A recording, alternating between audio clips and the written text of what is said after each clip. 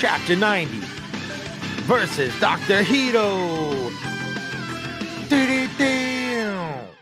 I'll probably just use that now.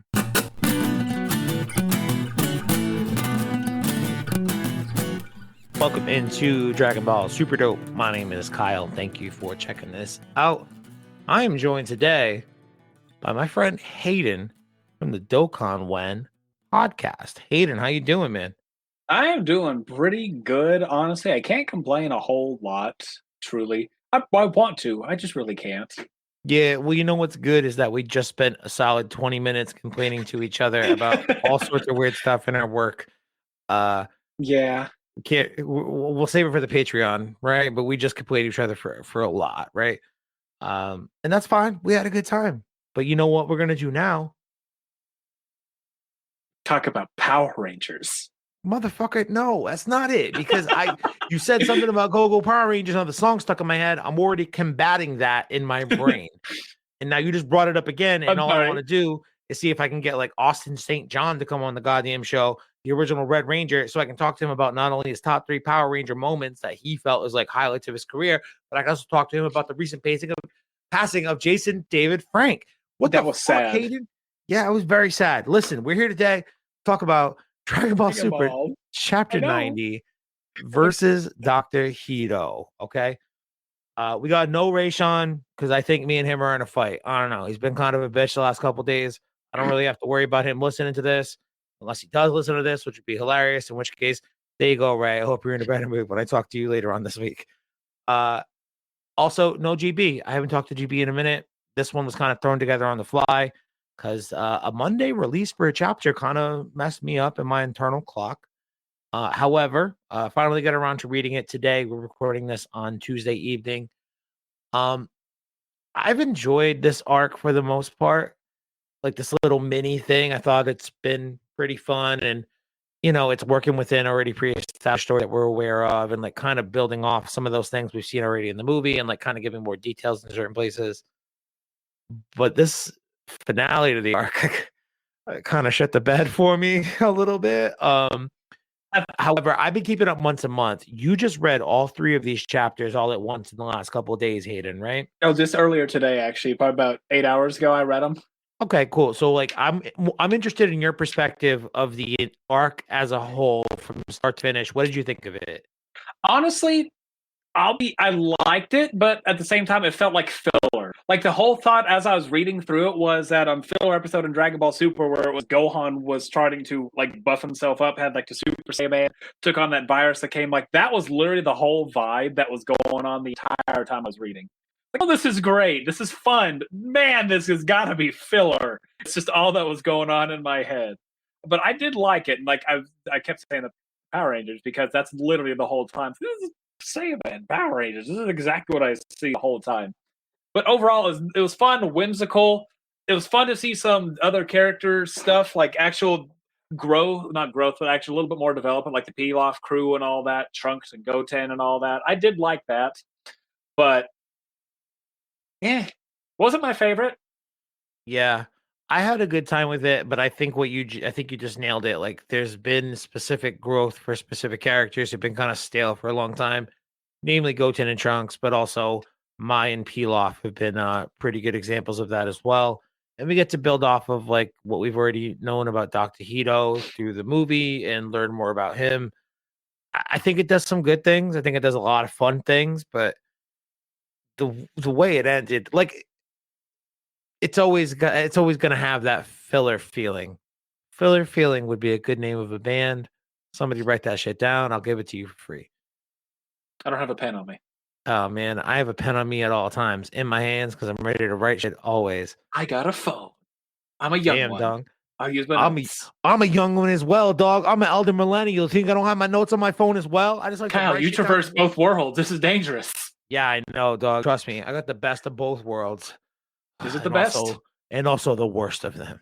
Anyway, my point is, it was always going to be a filler feeling kind of few chapters. I'm surprised they cut it as short as they did. They probably could have gotten away with a couple more months before people started to get mad.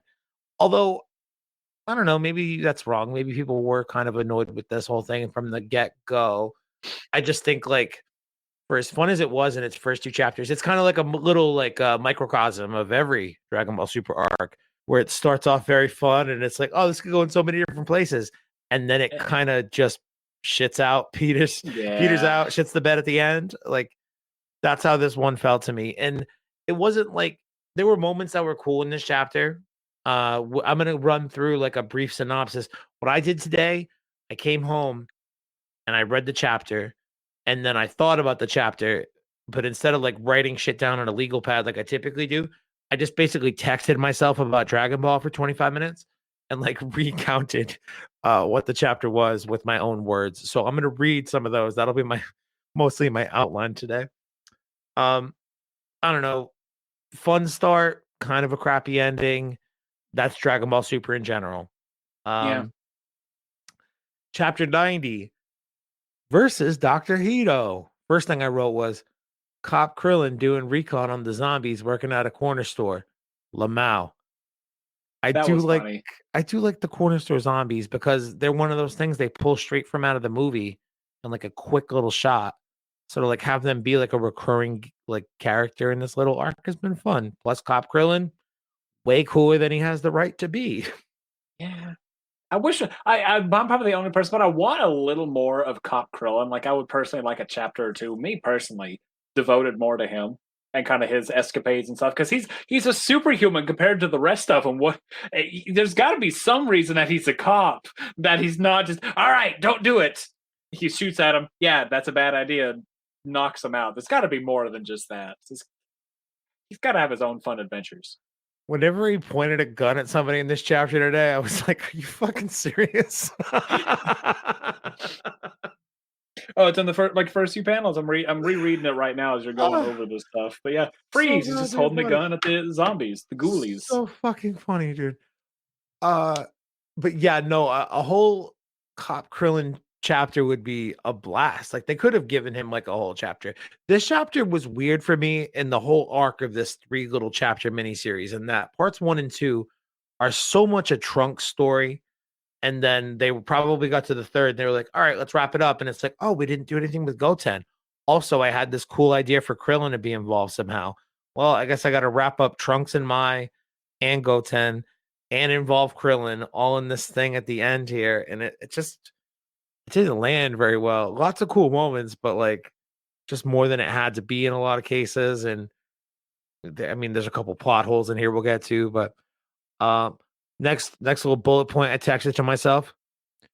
Goten commutes to school.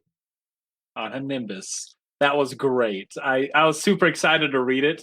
I didn't actually know this chapter had released. I forgot they released on the 20th. I saw a Facebook picture that was Gohan riding on the Nimbus, and then it was Goten playing like his Game Boy. Someone made the joke he's playing the Legacy of Goku on his Game Boy while riding the Nimbus. Man, Legacy of Goku games are some games I would love to play, but I never had those generations of Game Boys. I'd already moved on to like, PS3 or whatever the heck was the counterpart at that point. I will send you a Game Boy and a copy of Legacy of Goku, Kyle. Tell me when your birthday What? is, and I'll send you one. June 3rd, 1989. I Or will. is it? I Or will is send. It will be there by June 4th. Ooh. I do like the whole callback to the idea that Gohan did the same shit for whatever reason. Like it's a lot about keeping up appearances and they don't fly. I don't know. They ride the Kinto Un. Cool. I'm down with that. Family heirloom. But then they like Goten drops off to like a building and then jumps on the bus and like is very much keeping up those appearances. I like all that. I like seeing his interactions with his classmates on the bus. And it's like the most middle school girl thing in the world where it's like, hey, how are you friends with that kid? Oh, you're really tight with Trunks? Oh, you're like cousins? Make him ask me to the dance. Like that's some seventh grade shit. If I've ever heard some seventh grade shit, I really No, like that they're absolutely. showing this part to like Goten and Trunks' life. This is absolutely how the like all that we read is literally how it actually is. I did a really terrible job remembering all of the people's names in their class, but I believe that girl's name is Filer. Um, I but remembered Compass. That's all I could remember. yeah, which one is Compass? Is he the I one with think the tall blonde kid with the hair? I think No. Chalk is the black kid who looks sort of like Miles Morales, who plays the drums later in this chapter at the dance. I believe his name is Chalk, Chok. School, or excuse me, Scale, or is it School? Now I'm See, forgetting. I'm trying to see if DBC it, exclusives got me fucked up now. I'm trying to see if it actually has a thing. I'm pretty sure that girl's name is Filer anyway. It doesn't matter.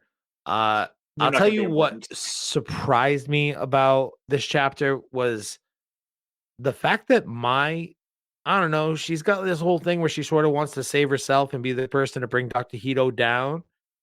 But I don't really feel like she's been a damsel per se all that often. Like she got saved by Trunks at the very end of the last chapter, but like I didn't feel like things were too crazy. I don't know. So you read the chapter more recently than I did for that last month's chapter. Do you think she Yeah. had a real damsel vibe going on, or what did you think of my? In that moment, sort of, but overall, no. Like all it really was they got attacked, and then say a man X1 kind of popped in. That's pretty much all it was. That really wasn't a damsel in distress thing. It was a person in need more than a damsel in distress. Yeah, but like maybe she got the damsel vibes because she's like, you remind me of my boyfriend from the future who's I did like dreamy. that. I laughed at that so hard whenever she was looking when he was holding her and she was just showing a picture of future Trunks. Oh my god, you're Trunks! I laughed. That was hilarious. It's just been such a weird dynamic, man, to try to shuffle. And like the last two chapters, the way I've been saying it to myself in my brain has been, if Trunks is in love with Mai and Mai doesn't reciprocate, but like kind of begrudgingly goes along with his shit to like get what she needs to in the plot, or like just doesn't reciprocate at all, and it's like a comedic gag, like the like runs for the rest of Dragon Ball now. Like we know that future Trunks and Mai like have this thing where they basically correct the end of the fucking world by traveling back in time to go get Goku and Vegeta, defeat Goku Black Zamasu. They go on to fucking live in their own place now. Like we know that happens, and they have this crazy compatibility and this awesome partnership. And then the joke would be in this timeline, Mai just can't fucking stand Trunks at all, and they hate each other. But like, Trunks is genuinely in love with her, but Mai just fucking hates him. Like Meme. that's funny to me. Have you seen the meme of "What are you? I'm you, but better"? Have you seen that meme? Yeah, This is what like I've one of my buddies in my Discord actually pointed it out about it. Of my likes future Trunks and doesn't like young Trunks, but why I'm him? No, he's you, but better. And that's been the stupidest thing that's ran through my head all day. Is she likes Trunks, just the wrong Trunks. yeah, and there's kind of a payoff for that later on. But like with this one, the surprise was Mai invites Trunks to the middle school dance. Because she's tired of being the damsel in distress, as we just talked about. And this is her big opportunity to try to catch Dr. Hedo, because apparently, in addition to being like a mini Bulma super tech genius, she also does some deep, deep research on people and figures out that Dr. Hedo will come to the middle school dance because there will be an appearance of Clean God. That was okay. I forgot to touch on that. Clean God was hilarious. That is the stupidest thing I've ever heard. But I absolutely love that it's like the big popular in at the moment is Clean God. I just love that it inspires both sides of the aisle here. Like Goten and Trunks love clean God. Hedo loves clean God. It, Like in my brain when this thing started, I'm like, how do they try to deny the Saiyaman influence now? But then like it's just them posing in front of like a mhm. fucking like a billboard of clean God. I like the Captain Planet vibes in the beginning of it all, where like we will clean up the world, and because there's literally just all this stuff getting thrown away. We can't dispose of a knife. How do we dispose of this? And it was it's great. It's a Bro, stupid fun filler chapter. I think the first chapter of this arc is when Trunks like grabs the gun out of the dude's hands and like Puts breaks it in it a and makes bag. him put it in a plastic bag. Yeah, and then he starts getting stabbed. That we can't dispose of a knife safely, and he's just Oh my dodging it. god. That moment where he makes that thief put his own broken gun that he just broke into a plastic bag was the funniest fucking thing I've seen in Dragon Ball in a long time. Oh my god, that was so funny. Whew. Anyway, Maya's gonna trap Dr. Hedo. He loves Clean God. We love Clean God. Because he's gonna be making an appearance, and Dr. Hedo is a super secret, or not super secret, but a super Clean God fan. And Mai discovered this in her deep research, so she thinks that he'll come on out to this dance appearance. I'm rereading it like as we're going through this. I've found the scene of him and Trunks next to each other, just the stupid, massive grins on their face. It's Oh my great. god, I'm so glad that you said that because one, I forgot. I have this over here. Second of all, that's literally my favorite fucking shot in the chapter. It's got to be somewhere around 22. 22 or 47 at 22. least. Okay, mine is 47, so Oh, it's right here. probably yeah. I like Can you? that. That's great. Oh man, yeah, it won't let me zoom in all the way. This is the funniest fucking shot in the entire thing. Like this is 15-year-old me and like my friend at the barrier for like our like for story of the year in 2005. My favorite shot was when Trunks and Mai walked in, and Trunks is all kind of excited, and Mai doesn't look like she wants to be there, and she's wearing the freaking battle suit. The suit of armor right here. Like when she walked in, I'm like, yo, Mai's a bad bitch. She's got like some real like Joan of Arc vibes or something. But I'm like, nah, actually, she came to play. Like she's gonna fight somebody. She's gonna try to take Hedo down. And then whatever, like 2 pages later, she like busts out a goddamn a laser gun. Yeah. Right? I was kind of upset. We're going to go off topic on it, not the camera. I was upset that whenever she asked my Trunks to go to the date, I was excited for her, but then I found out that she only did it, to get close into the thing. I felt really Right. bad. I was like, oh, she's coming to her senses. She realizes that this Trunks is the best Trunks she's got, or the only Trunks that she's got. And she says basically the same thing later. And she's like, I didn't mean it that way. And I'm like, bitch, did you? I don't know. You're giving me mixed signals now. And I'm the goddamn reader. Make up your mind. Do you love this Trunks or not? Gosh. Yeah. It was sad. I felt legitimately bad. How old is she? How old is she? How old is Mai? Isn't she like 90? I did the math out a few months ago. She's likely pushing she's not over 60. She's likely pushing 60. She's probably in her mid to late 50s. Is that right? Wasn't she 30 in Dragon Ball? I don't think she was quite that old. I would put her at like early to mid 20s in early Dragon Ball. I could be wrong. Somebody correct me if you know it. I'm happy to be corrected on this, but yeah, if Goku's 12 at the start of Dragon Ball, Bulma's 16, she's like anywhere from like, I don't know, 22 to 26 maybe. So if Goku is in his early to mid 40s at the end of or during Dragon Ball Super, that would put her like at 55 plus. So, man, yeah. Trunks likes the old ones. I mean, she's been wished back to a young girl, so like it seems to be his age, but maybe he just likes her because she's an old soul. That's what all the old ladies used to tell me. You're an old soul, Kyle. She's gonna say that to somebody, and they're gonna have no clue. I'm an old soul. I love things back from like 50 years ago. Why? I just do. It feels like I was born and raised there. Yeah, I get it. When I was growing up, there was this movie on the Disney Channel called Susie Q, which was basically about this girl, also another Power Rangers tie, played by Kimberly Jo Johnson. That's her name. No, Amy Jo Johnson. Kimberly's the name of the Pink Ranger, dumbass. Anyway, she was in this movie on the Disney Channel called Susie Q, where she played in like the 1950s as a girl who like dies in a tragic car accident, and then she comes back as like a ghost or some shit. And I'm like, damn, Susie Q, aka Amy Jo Johnson, aka Kimberly the Pink Ranger, you hot as fuck. I still have a crush on you, even in my early puberty years. And I love the movie, and I was like, I wish I was born in the 1950s. I get it. Listen, I could have told you a story about the great third baseman of the Boston Red Sox from the years 2007 to 2013 named Mike Lowell. I thought about telling a story there, but I didn't. All right. You went with Susie Q because she's hat.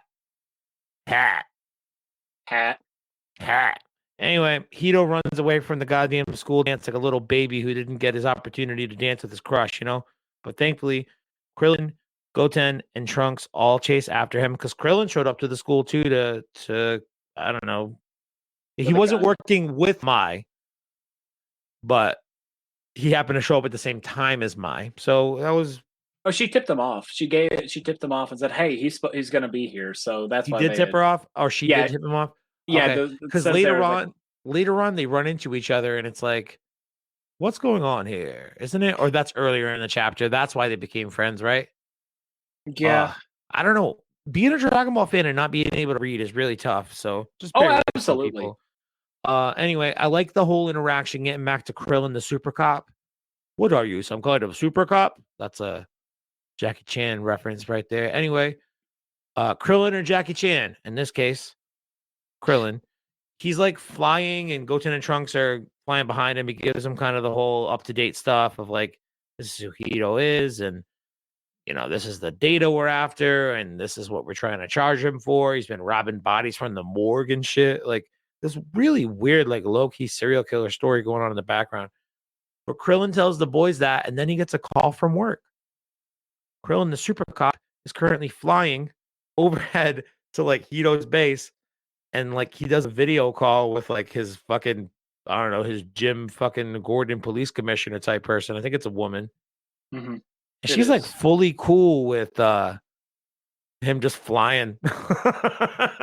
Like I I mean, want to see a whole thing about Krillin being a I cop, know. because apparently his powers are like a common thing, and he must be a super awesome asset, commodity, whatever word you want to use, to his local police force in West City. Watch him be a myth. Watch it be a myth of him being a super cop. That's Krillin, the super cop. What? No, he's short. He can't do anything. And like only like 4 or 5 people have actually seen him do anything, and it's just a myth, like a rumor spread throughout the thing. That would be hilarious. That's why whenever he has people rolling with him, he's like using his gun and shit. And then it's also like, I'll take it on alone, and he flies off. I thought that was really cool. You all stay here. I'll go alone. I felt that was a really cool little spot right there. Krillin the Super Cop is the manga that we all need, but none of us are asking for yet. It's So like let's start the Jocko. movement. It's like the Jocko thing, except we want it to be Krillin. Dude, seriously, Krillin is Jocko, but on Earth, because Jocko is just a fucking space cop, but he's a little bitch ass punk about it, and he's always doing real snide shit and using his dumbass rocket boots. First of all, Krillin don't need rocket boots. Krillin don't even need a fucking laser gun. Also, Krillin, very honest, very nice, very earnest, always there to serve. Jocko, always trying to skate his own fucking responsibility and not trying to own up to who he is in the Galactic Patrol. Yep. Honestly, fuck Jocko, promote Krillin in Galactic Patrol, make that a manga, and that shit will sell millions of dollars. I'd read it. I'd I would watch it. too. I would too. Hell, Kyle, let's write it. I don't know how to read, never mind write things down on paper. I'm a wannabe author, Kyle. We got this. You can draw the pictures. I'll come up with the story. You think I can draw, motherfucker? I can You barely can talk into a sing. microphone.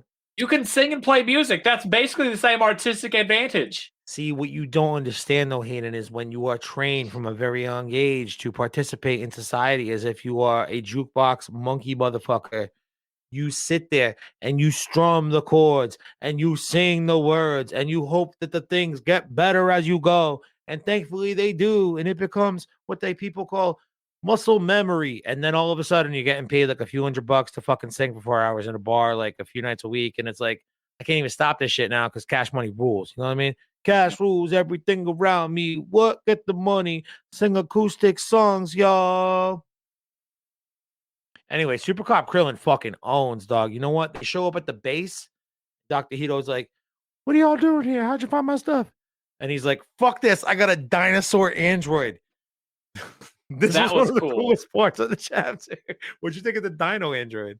Oh my god, I loved it. Like I thought it was so cool. I like the whole amount. Like I'm looking at it right now, like the whole just Frankensaurus Rex there. But that was such a. Frankensaurus Rex. I mean, am I There wrong? it is.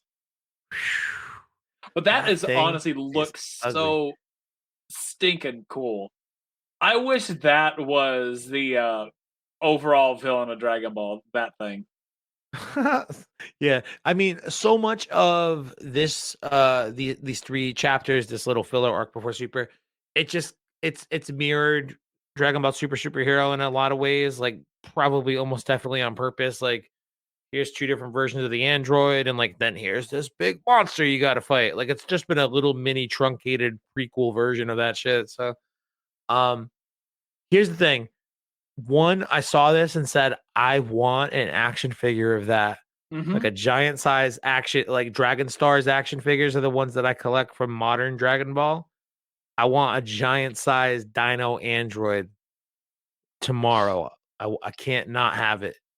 Give it to me. Like my this is just me because I got the my thought. Have how do I say this? Have you played the old game Parasite Eve? I have not. No, what is that? It's an old like PlayStation 1 era game, like RPG kind of thing. It's gonna go way off topic. But I saw that thing and my brain, because it's basically it's a scientific mitochondria and your brain starts screwing up, getting taken over like virus. Think of like Venom almost, like symbiote kind of thing, Okay. mutating stuff. And in like the near end of the game, this symbiote stuff takes over a T Rex skeleton, and you have to fight it. Okay. Pretty And fucking frightening.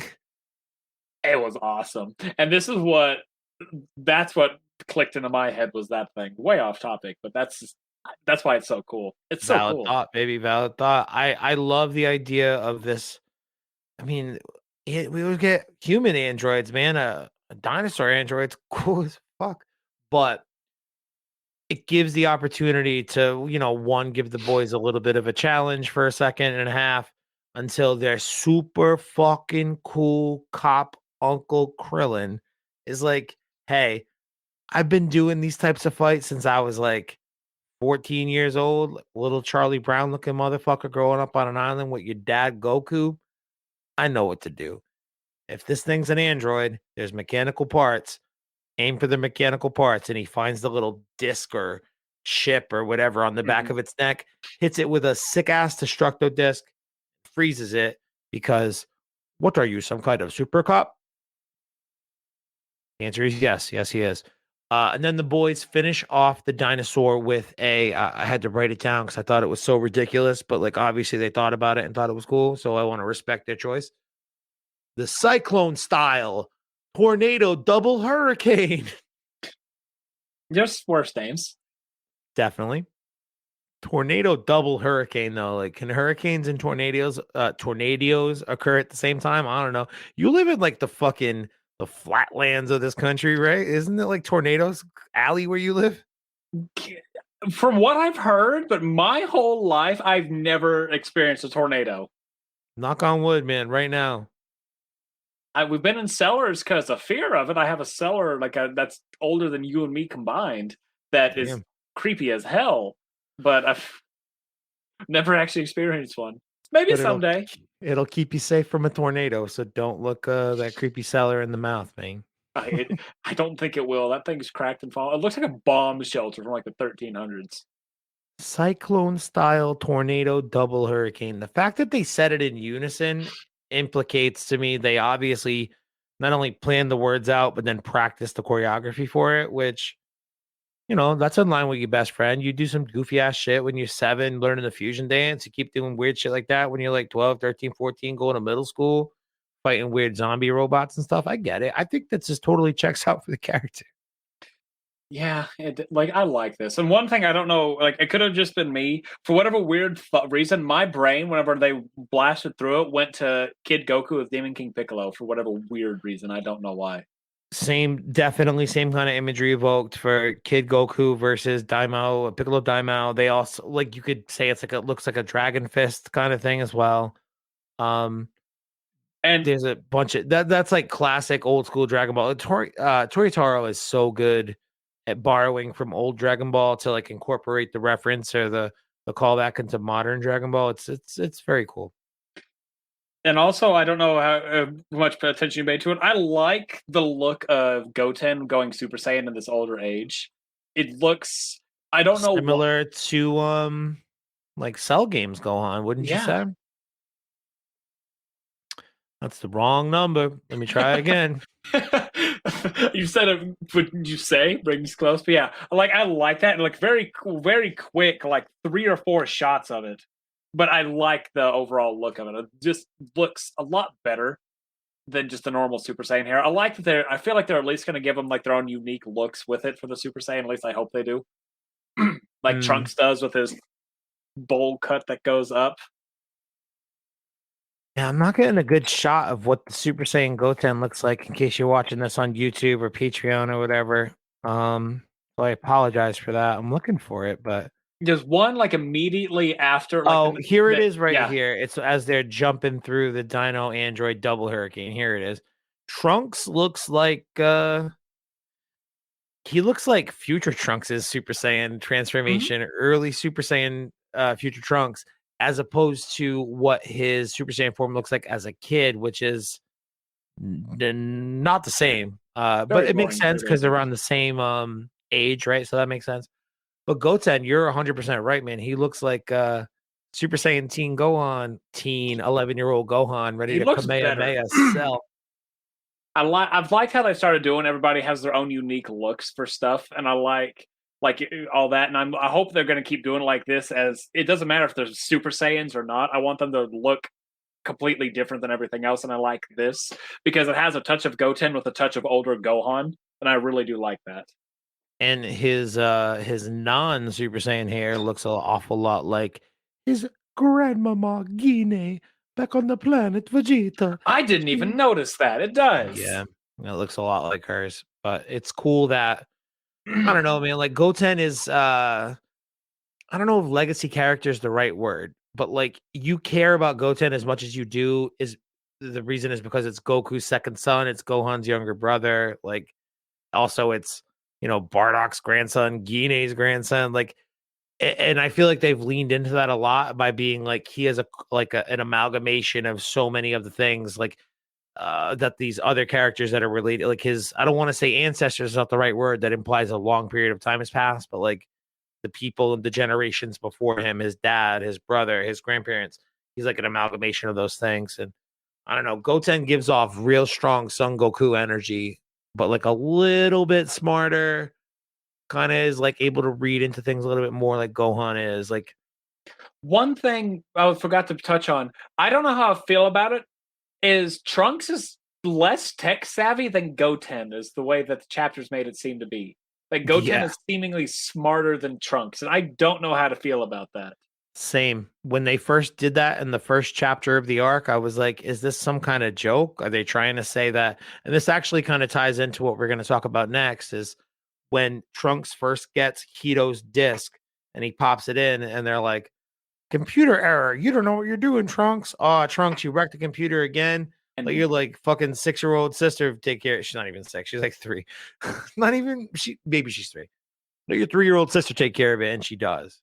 Strange.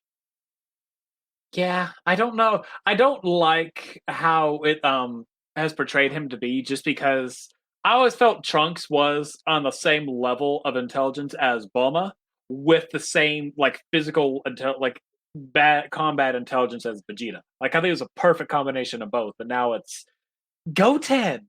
A sun character is better than a brief character, smarter than a brief character. That's weird. Honestly, I don't even look at it so much as between those two characters. I look at it more as like this version of Trunks was, like you said, like smart like Bulma, strong like Vegeta. What this tells me is that he's a lot stronger like Vegeta than he is smart like Bulma, which I think could be an interesting way to hint at what the future of his character could be should they ever choose to be brave enough to fucking go there. But listen, this whole Hedo having a disc thing, it the end of this chapter tries to resolve that disc part. And like they reference it several times throughout the chapter, blah blah blah. It's created a little bit of a I don't know if plot hole is the right word, but it's certainly an inconsistency in the story. So I'm gonna write it. I'm gonna read it to you as I wrote it to myself in my notepad after having read it. So this is Kyle from 2.5 hours ago.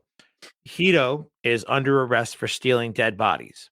He sends the undead android zombies home to their families. That was funny and sad. Oh my god, I forgot. The families all plead for Hedo to get a lighter sentence for this, so he gets 3 months in jail.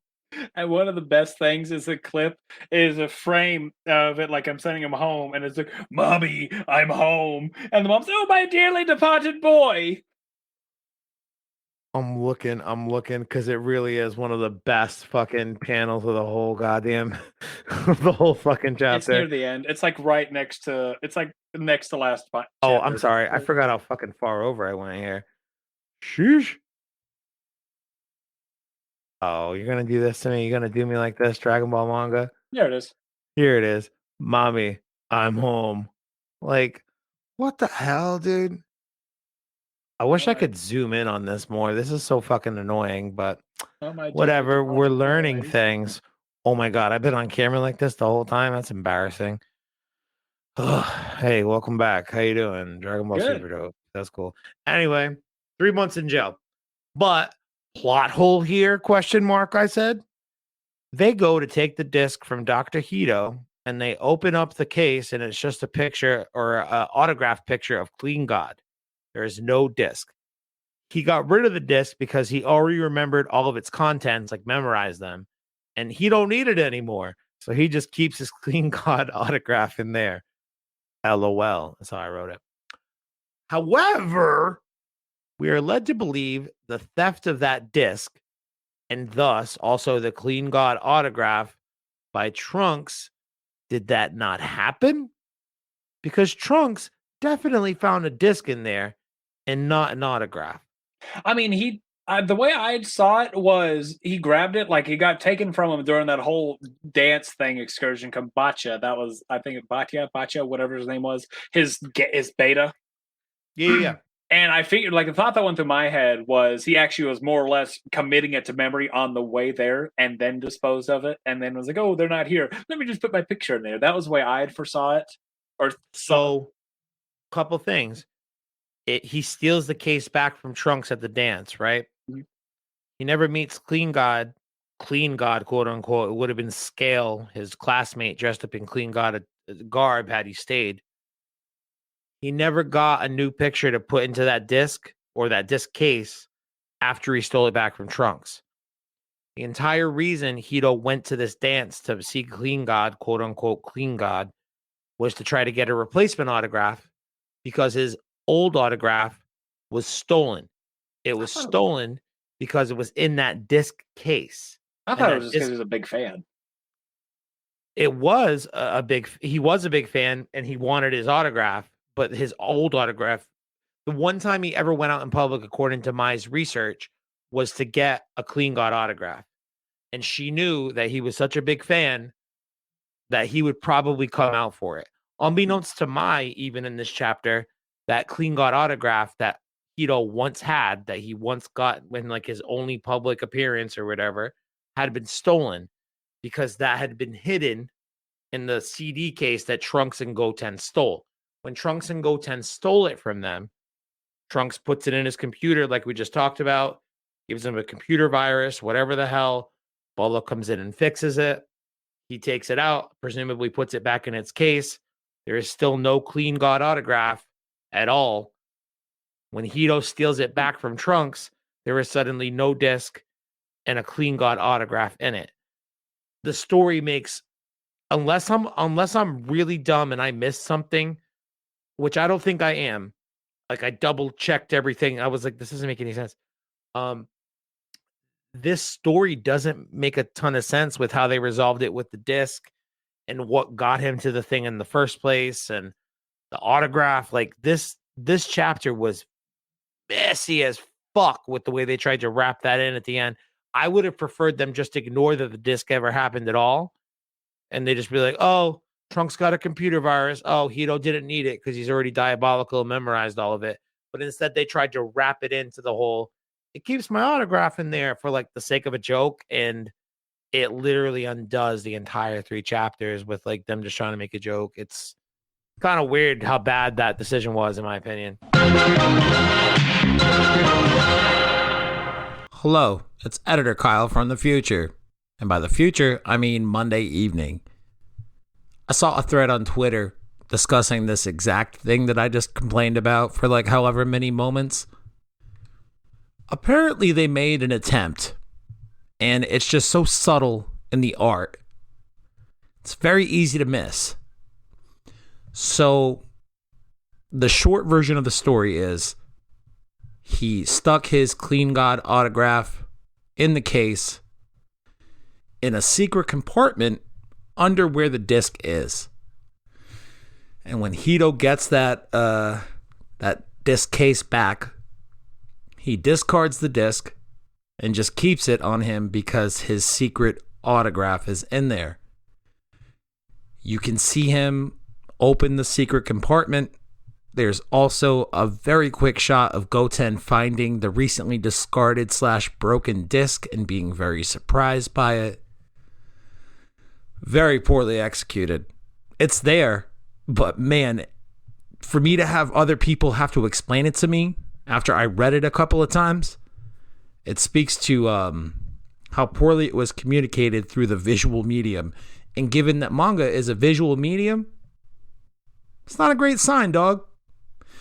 Anyway, back to the main rant. Happy birthday, Ray Sean. What else? That's it. Okay, goodbye.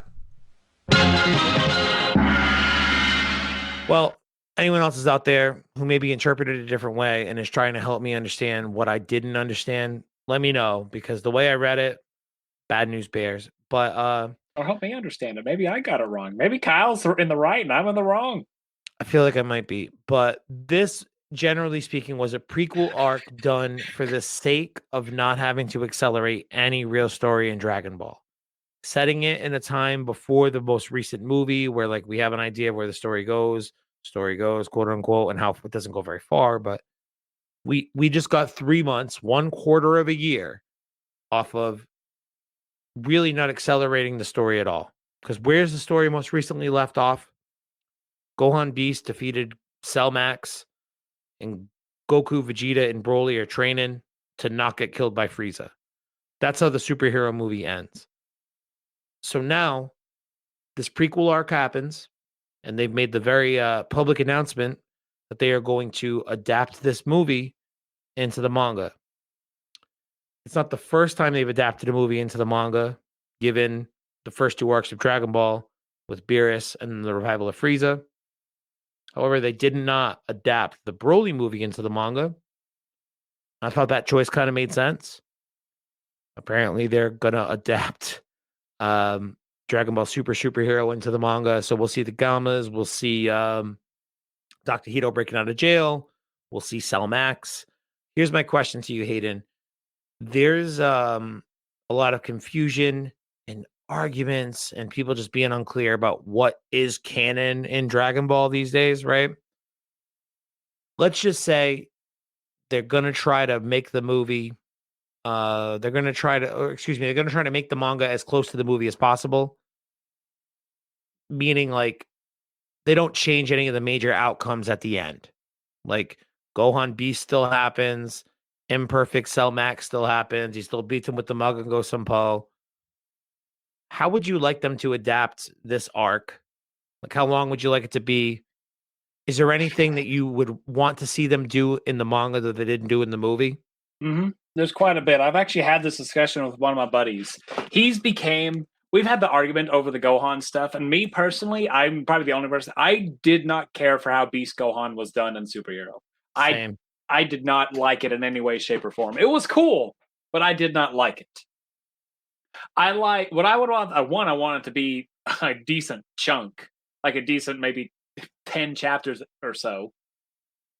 Be just because there's a lot of filler that could be filled in, but not filler, but like exposition that could be filled into it. Yeah. Like, what kind of stuff would you like to see them build on?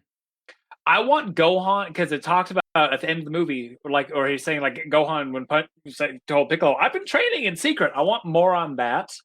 I want it to be touched more upon the Beast Gohan. Like Gohan's like, I don't know why. I've started. He talked about in the manga, I'm going to become stronger in my own way. Then nothing happened. When he's the Ultimate Super Saiyan, never went. I want more on that.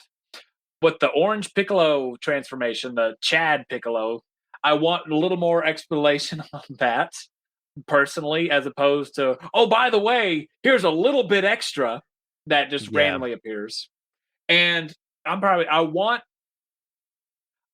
the Beast Gohan sequence to be done a whole lot different.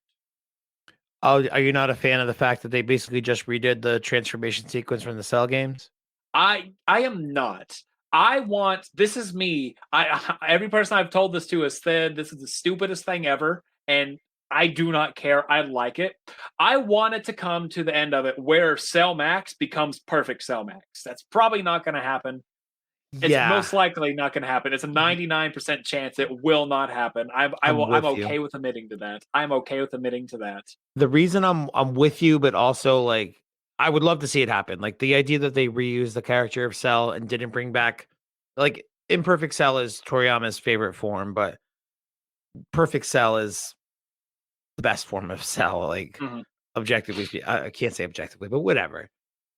I think that it would be cool to see him reach that final form, that perfect form, or whatever that takes, like, or whatever that takes the shape of, like him absorbing the gammas or whatever it is.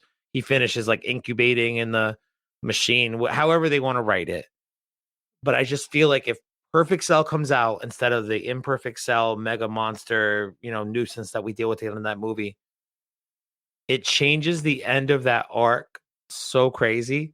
Like at that point, if Perfect Cell shows up, well, then I want Gohan to do his transformation, not be able to defeat Perfect Cell, and be like, Goku, Vegeta, Broly, come back to Earth. And then it's a completely different timeline from the one that we just saw in that movie. And I just can't see them doing that. I I've could see them doing things like building on Piccolo's thing, his power up, maybe Gohan's secret training, maybe more stuff with Piccolo. Maybe it's like if you watch the movie and like you chunk it out into like 7 or 8 parts, you could like put a much more detailed focus story that Mhm. kind of fills in the blanks for scenes of the movie that we've all been talking and It's questioning. You know what I mean? it's like I'm going to go on this. I have a little more I'll talk about, but it's like the Last of Us TV show. This kind of fills in the in betweens. If you haven't seen it, it's a very good show. If you have, you know what I'm talking about.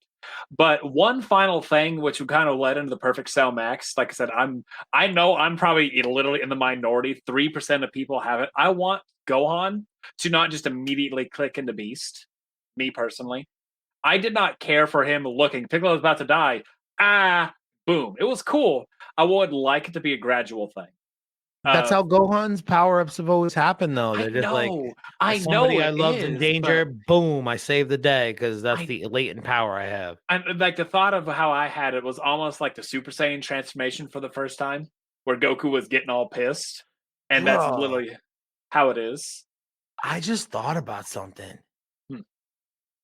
You think a lot of American Dragon Ball fans love Gohan so much, like he's their favorite because he doesn't really have to work super hard. And then when his back is against the wall and somebody he loves dies, he suddenly musters up the strength to conquer literally anything and everything. And a lot of Americans feel like they would also be Gohan given like not a similar set of circumstances, but like like a back against the wall circumstances. Like they don't have to really work hard; they just overcome it automatically when their back is against the wall. Like I wonder if that's why people love Gohan so much because it's America basically, but in a Yeah, character. it was. Yeah, probably, but Kentucky Dragon Ball fans, mark that shit down, you fucking weebs. like I said, like this is a picture I've painted, and be completely honest with you, tell me if it sounds stupid. You always are honest with me. I'm Let's say always perfect. honest. Yeah.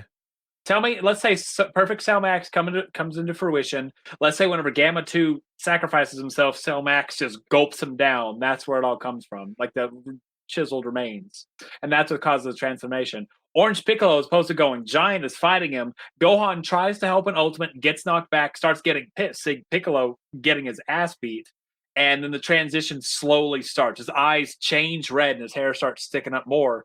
He rushes in one more time, gets swatted back, and then sees Piccolo about to be killed. And that's where he's like, I'm still weak. No, I'm not going to let this happen again. And that's when he transforms. And then two shots him. And somewhere in between all of those fucking like tries and fails and tries agains, we get a failed version of Gotenks like we Yeah. did in the movie, but then we also get a perfected version of Gotenks. That like so I'm probably the absolute minority. I would like for it to be gradual, like literally one chapter. Well, not one chapter, one panel. He's red, nothing there. Next one, still that. Third one, boom. Well, that sort of wraps us up for this chapter, and like what sort of like how we think they're going to adapt, the upcoming movie or the upcoming chapters, how they'll be adapted from the movie into the comic book. I did write this last paragraph though that I wanted to read out real quick, and comment as you need to. It says, "Then what the fuck are we doing next, dog? What are we doing here? When are we gonna see Broly / Jeets / Goku team up against Black Frieza? Will I be alive? Will it be like 2025? Like, what the fuck, man? Stop trolling me with this retail shit, dog." What? You don't like the way I typed to myself? Will I be alive? Find out next time on Super Dope. That's what I thought. This is the thing. When I wrote "Will I be alive," I like literally made a Dr. Seuss rhyme. Will I be alive? Will it be like 2025? And like that kept me laughing for 5 minutes, dude. That's what I thought you were going to say. Find out next time on Super Dope. That's what I thought it was going to end. And then I subverted expectations by saying, like, what the fuck, man? Stop trolling me with this retail shit. Not retail like in a store, but like retelling old stories is what I mean. In case anybody couldn't hear that on the audio only. All right. So before we get out of here for this episode of Super Dope, I want to say thank you to Hayden so much, but I also want to say thank you to my patrons. Y'all make the world go round. Somebody make that into a fucking melody or a new song for the Patreon. All right. I'm not putting the cool music in this one. I just want to thank you guys quickly. Newest member of the Patreon. It's our boy Levi Lavicious, Lavicioso. Don't you know? He is a very talented cosplayer in the community. He's in and out of the Discord with us. He's a great dude. He's been listening to the show for years.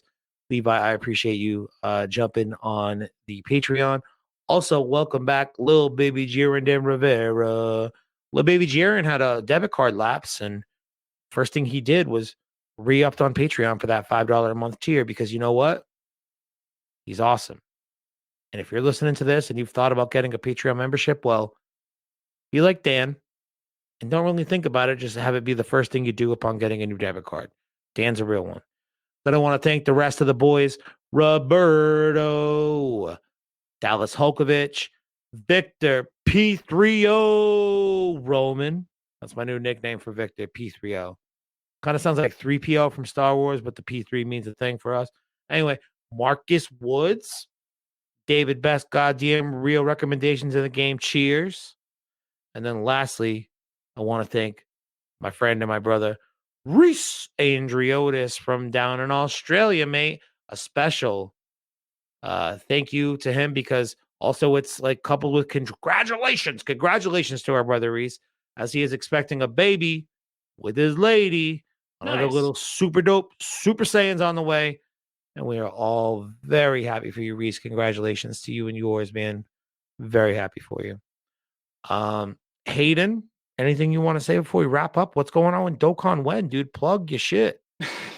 We are just kind of getting off more or less the hype of the 8th anniversary. Everybody in my Discord's been all sorts of hyped about it. We've got some episodes actually recorded talking about it. We just haven't, like I said, I haven't been able to get them uploaded. But go check out Dokkan When, Spotify, iTunes, DOKKN, WHEN. We talk about the hit mobile game, Dragon Ball Z Dokkan Battle. I've had Kyle on there. We interview people. We just talk about all sorts of shit, have all sorts of fun. Kyle's going to be back on here in the next few episodes. Hell yeah, dude. And I'll link that up in the show notes as well for anybody who wants to go check that out. So be sure to do that. I'll also link up the episode. So I know I did one with you. Did me and you do one with Rayshawn together on your feed? We have not. I wanted to get you on originally to get there because I like Rayshawn. I feel like that episode it wasn't a good episode. I liked it. Oh no. Did the three of us did record one, but it came out poor? No. It was me and Rayshawn. Yeah, I was trying to I tried to get him to go into Dokkan. We were talking about it, and it was like way too soon in the Dokkan thing for it. So that's entirely my fault. I talked too much about Dokkan. That's okay, dude. You know what, man? This has been the shit on Rayshawn hour because Rayshawn was supposed to be here tonight with us, but he had a hard out at 10 o'clock. It is now 10:20. So imagine if he was here, the last 20 minutes would have been fucking absolutely terrible for everyone involved, because when he needs to end, he needs to end. I love you, Rayshawn. On the off chance you're listening to this, if you are listening to this, do me a favor, hit pause, shoot me a text, and tell me you love me too. You need to send him a message without the context. Just, I love you, Rayshawn, and then see if you get one back. No, he would like receive it and be like, well, thanks, man. And that'd be it. And I'd be like, what the fuck, dog? Like, I make more audio with Rayshawn than I do pretty much any other person on the fucking earth lately. So I know him pretty well. He's had a rough couple days. Couldn't make it tonight. I love you, Ray. I hope your week gets better. I'm a great friend, and I understand what's going on underneath the surface outside of your being mean to me and stuff. Oh, man, I'm such a victim, dude. Listen, you enjoyed this episode of Dragon Ball Super Dope. First time checking out the show? Great job. You got to the end. That's cool. I don't know if you're a genius or a fucking dummy, but make sure you rate and subscribe to the show wherever you're listening. Spotify, Apple Podcasts, Stitcher, YouTube. There might even be a video. Who knows? Check out the YouTube channel. There's a link in the show notes. Check out Dokkan Wen with Hayden. There's a link in the show notes there as well. And we will see you for the next episode of Dragon Ball Super Dope. I don't know when that'll be because my schedule is absolutely a fucking nightmare right now. If you want to know more about that, patreon.com/Dragon Ball Super Dope. Support the show and make my life less of a nightmare. $5 at a time. Every $5 helps. But I'll see you when I see you. $5 is $5, my motherfuckers. That's pretty vulgar way to end the show.